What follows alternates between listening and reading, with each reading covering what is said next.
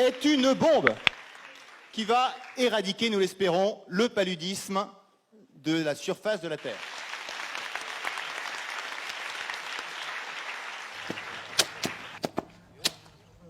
L'artémisia n'est dangereuse que pour ceux qui font de la malaria un business.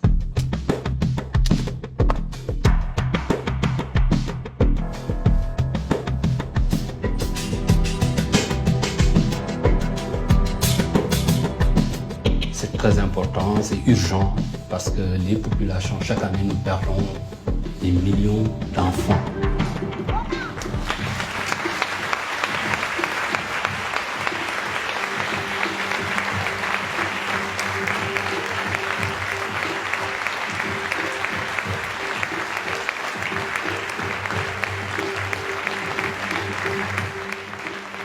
Alors je vais commencer par deux questions qui sont des questions un peu évidentes, mais qui, comme toute question évidente, méritent d'être posées.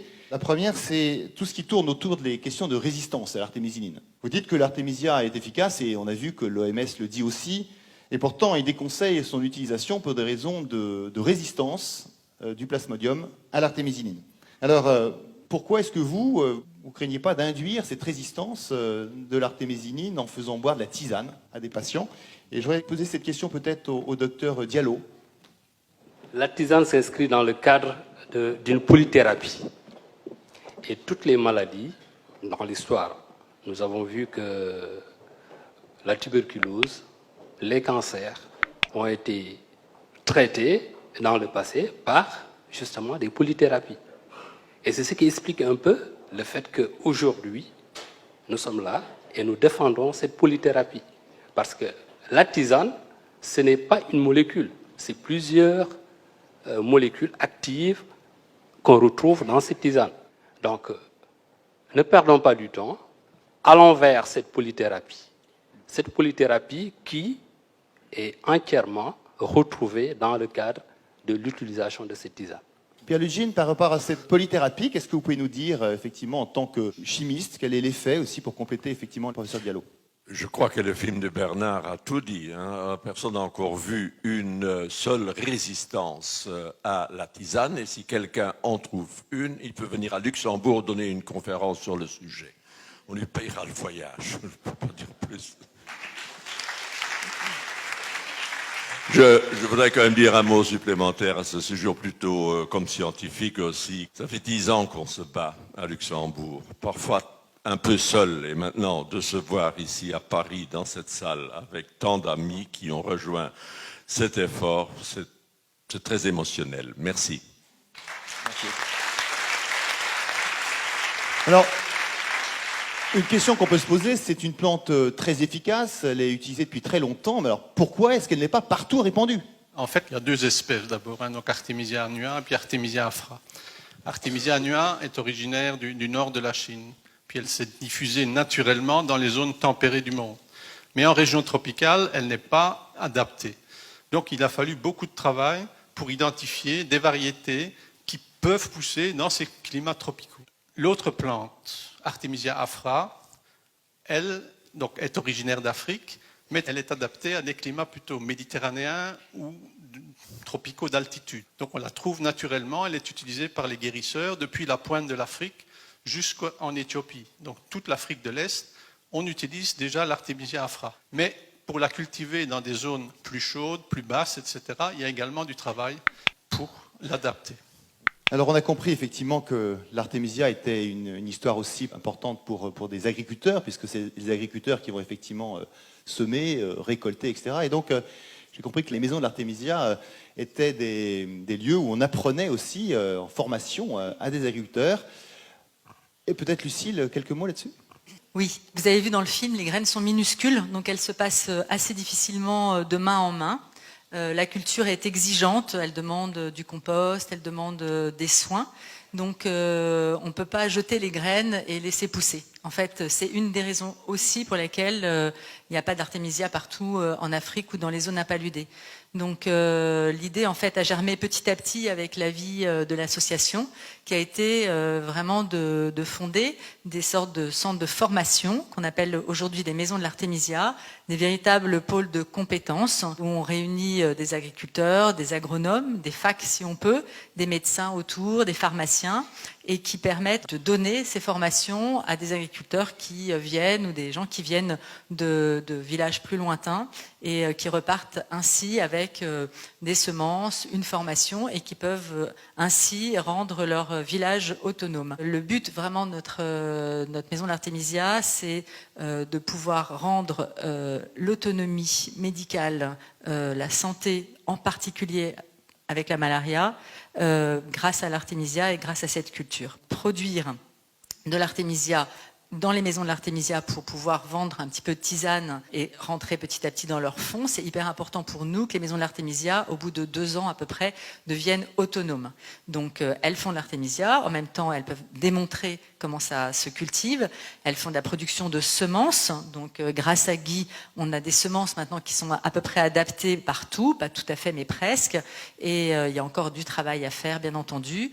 L'artémisia afra, qui est vraiment une grande solution, est difficile aussi de culture et surtout de transmission d'un lieu à l'autre puisque les semences sont extrêmement capricieuses. Donc on peut très bien avoir des semences en quantité et qui ne germent pas. Donc en fait, on est obligé c'est pratiquement de plan à plan. Quand on se donne les plants. Donc vous voyez, l'Afrique est assez grande. Et puis la troisième chose aussi très importante, c'est que les formations dans ces maisons d'artémisia deviennent payantes maintenant de plus en plus, qui permettent vraiment à ces maisons d'artémisia d'être dans un écosystème qui est rentable et qui permettent leur survie en dehors de nous.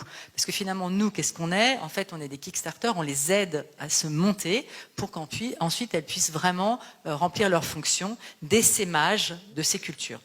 On a une charte de bonnes pratiques qui nous réunit tous et qui permet aussi d'avoir un prix qui soit harmonisé sur toute l'Afrique. L'artémisia en tisane est à peu près 6 fois moins cher que les médicaments. C'est à peu près ce qui se passe dans toute l'Afrique et ça, on y tient, que les gens pauvres puissent en acheter. Aujourd'hui, l'artémisia permet à ces personnes d'être autonomes face, quand même, il faut quand même le rappeler, face à des choses terrifiantes qui se passent en Afrique. Je ne sais pas si vous savez, mais en Afrique, un médicament sur 2 en vente, même en pharmacie, est faux. Ça veut dire que non seulement une famille pauvre va se saigner à 4 veines pour acheter des médicaments antipaludiens pour leurs enfants qui ont des crises de palu tous les 15 jours en période de pluie, mais en plus, ils ont une chance sur 2 d'avoir un médicament faux.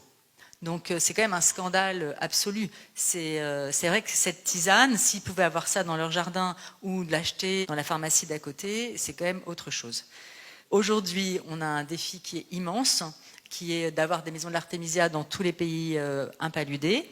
On en a déjà pas mal, donc il faut continuer courageusement. Mais maintenant, j'allais dire, les choses, les steps sont vraiment bien ancrés. On commence à bien savoir le faire. Il manque quand même quelques gros pays, comme le Nigeria par exemple, qui est un énorme pays africain extrêmement impaludé, où on n'est pas. Mais pour les rassembler et pour faciliter maintenant la diffusion des bonnes pratiques, de la culture, même des semences qui puissent non plus toujours repasser par nous, mais passer les uns par les autres en Afrique.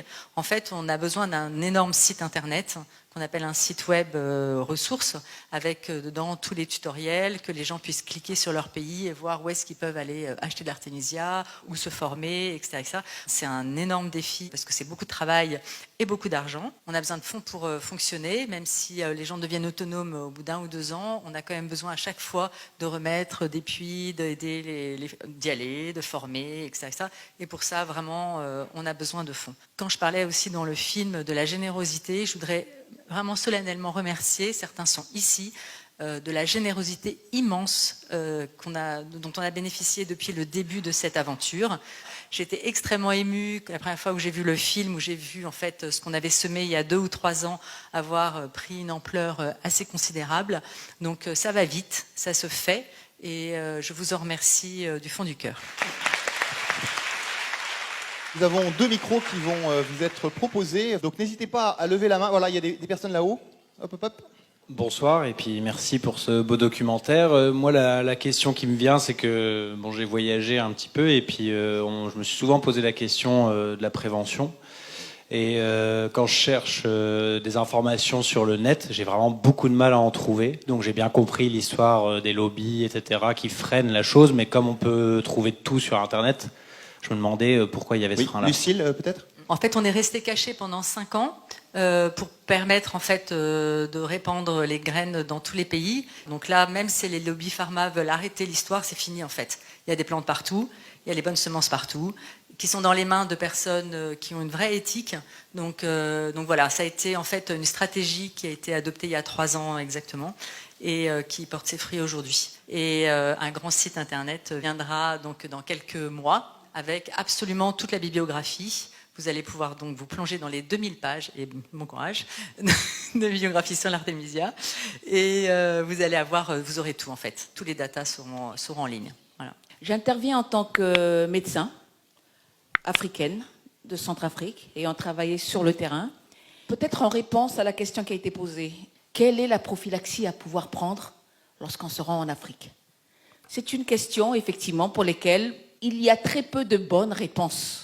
On a vu Stromae, qui a eu à recevoir une prescription de l'Ariam. Moi, en tant que médecin africaine travaillant en Afrique, ça fait des années, plus de 2 décennies qu'on ne donne pas de l'Ariam. Et pourtant, on le retrouve encore effectivement sur les sites conseillés pour le terrain. Donc ça, c'est des difficultés. Le deuxième point sur lequel je voulais intervenir, effectivement, c'est par rapport aux bithérapies, aux associations, effectivement avec l'artésimie. Il y a un problème. Les résistances dont on parle, elles sont réelles et elles ne datent pas d'aujourd'hui. On les vit au quotidien.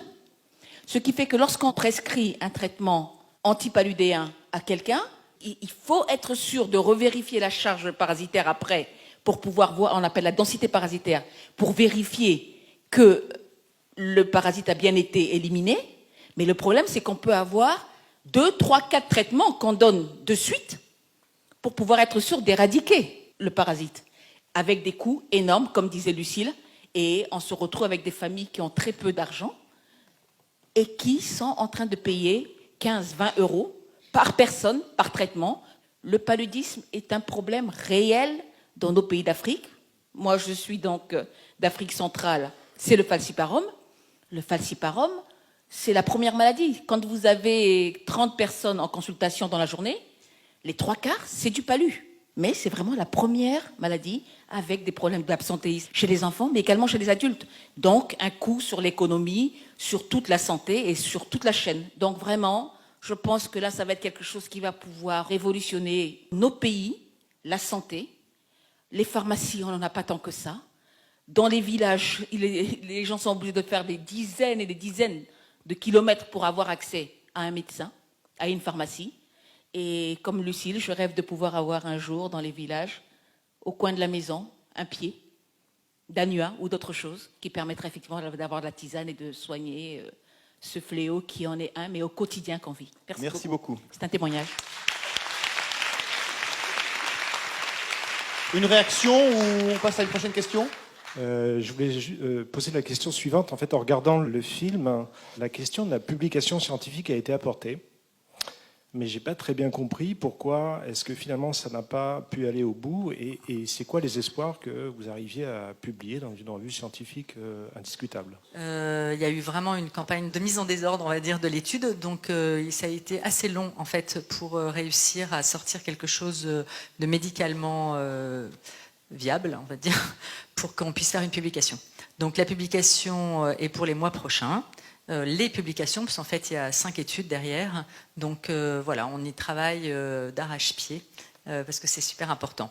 Mais la très bonne nouvelle, c'est que Pamela Waters est en train de faire une très grosse étude aussi en RDC. C'est une américaine, donc les choses voilà, ont été peut-être mieux faites par nous, mais bon, voilà, on aura enfoncé une porte et j'espère qu'il y en a bien d'autres qui vont la prendre. L'équipe de Pamela a fait un essai au Kivu sur des personnes qui n'arrivaient pas à guérir avec des traitements classiques et avec ces tablettes, elle les a guéris. Donc ils étaient résistants. Il y a eu 18 personnes, il y en a eu d'autres, donc c'était une étude plus vaste.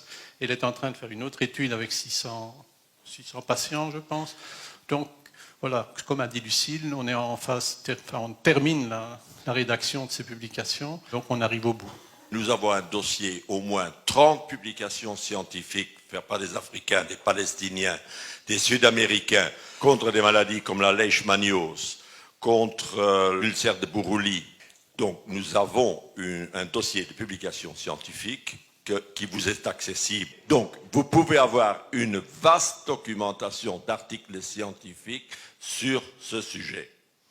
Il y a actuellement une recrudescence du paludisme à Dakar, et tel que le film présente l'Artémisia, ça semble une panacée. Autrement dit, on pourrait très vite éradiquer le paludisme. Alors, c'est un peu antinomique. Hein. Éradication d'une part et recrudescence de l'autre. Je dirais que oui, il y a un engagement au niveau du Sénégal pour vraiment éradiquer le paludisme. La maison de l'Artémisia fait son chemin, avec des résultats assez probants au niveau des quartiers, ainsi de suite, que les gens continuent à l'utiliser et que, au fur et à mesure, les gens s'y accommodent. Le problème fondamental, c'est l'habitude d'aller à la pharmacie pour acheter un médicament. Dès lors qu'on peut avoir à côté sa plante, l'utiliser à bon escient, avec bien sûr toute l'information nécessaire derrière, en prophylaxie et en traitement, je pense qu'il n'y aura pas de problème. Sous peu de temps, la bataille contre le paludisme est lancée depuis une dizaine d'années, voire plus, et cette bataille sera gagnée, c'est sûr. Oui, bonjour. Je voudrais juste faire un témoignage, en tirer une leçon dont vous êtes vraiment l'illustration, la belle illustration ce soir. C'est que le combat pour l'Artémisia, c'est un combat qu'on retrouve dans d'autres domaines. Brièvement, et en République démocratique du Congo comme ailleurs, l'accès à l'eau potable, l'hygiène, l'assainissement. Nous avons eu ce problème avec l'OMS et avec l'UNICEF. L'OMS préconise des vaccins pour lutter contre le choléra, alors que le meilleur moyen, bien sûr, d'éradiquer le choléra à long terme, c'est l'accès à l'eau potable, l'hygiène, l'assainissement. Bon, il y a eu un combat permanent qui a duré longtemps, et puis on a fini par s'entendre en disant peut-être des médicaments maintenant, mais pour en sortir durablement et définitivement par l'accès à l'eau potable, qui est le vrai médicament pour empêcher le choléra. Et dans le même temps, l'UNICEF, pendant des années, a refusé d'indiquer quel était le nombre réel de gens qui avaient accès ou qui n'avaient pas accès à des sources d'eau potable. Et c'était un grand combat, alors qu'ils savaient parfaitement que leurs statistiques étaient erronées. Et nous le savions, on parle des gens qui étaient auprès du secrétaire général des Nations Unies. Alors, ce que je veux dire, c'est que ce combat que vous menez de manière exemplaire, il concerne aussi d'autres calamités, comme le choléra ou les maladies hydriques.